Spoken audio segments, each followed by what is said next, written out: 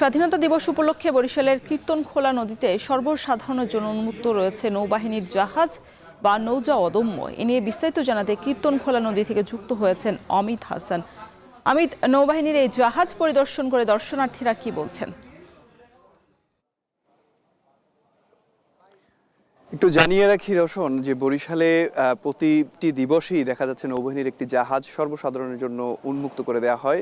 আজ স্বাধীনতা দিবস উপলক্ষে 12টা থেকে কিন্তু এই বানৌজা অদম্য নৌবাহিনীর যে জাহাজটি রয়েছে সেটি সর্বসাধারণের জন্য উন্মুক্ত করে দেওয়া হয়েছে এবং আমরা দেখেছি 12টার সময় থেকেই কিন্তু দীর্ঘ লাইনে দাঁড়িয়ে যারা দর্শনার্থী রয়েছেন তারা কিন্তু জাহাজটি পরিদর্শন করছেন এবং এই মুহূর্তে যদি আপনাদের দেখাই, এই মুহূর্তেও কিছু দর্শনার্থী এই জাহাজটিতে রয়েছেন, তারা কিন্তু জাহাজটি পরিদর্শন করছেন, ঘুরে দেখছেন এবং জাহাজের যে জিনিসপত্রগুলো রয়েছে, বিশেষ করে যে কামানগুলো রয়েছে, যে বোটগুলো রয়েছে, সেগুলো কিভাবে চালানো হয়, কিভাবে পরিচালনা করা হয়, সেগুলো নৌবাহিনীর যারা সদস্যরা রয়েছেন তারা কিন্তু বুঝিয়ে দিচ্ছেন দর্শনার্থীদের জানানোর জন্য। এবং দর্শনার্থী যারা রয়েছে তারা বলছেন যে তারা আসলে তাদের পরিবার সন্তান যারা রয়েছে তাদেরকে নিয়েই জাহাজটি ভ্রমণ করতে এসেছেন কিংবা জাহাজটি পরিদর্শন করতে এসেছেন। তারা বলছেন যে এর মাধ্যমে নতুন প্রজন্ম বাংলাদেশের যে যুদ্ধ জাহাজগুলো রয়েছে, নৌবাহিনীর যে জাহাজগুলো রয়েছে, সেই জাহাজগুলো সম্পর্কে জানতে পারবে, তাদের কাজ সম্পর্কে জানতে পারবে। এর মাধ্যমে তারা অনুপ্রাণিত হবে এবং নতুনভাবে বাংলাদেশকে চিনতে পারবে এবং এই জাহাজগুলো সম্পর্কে জানতে পারবে।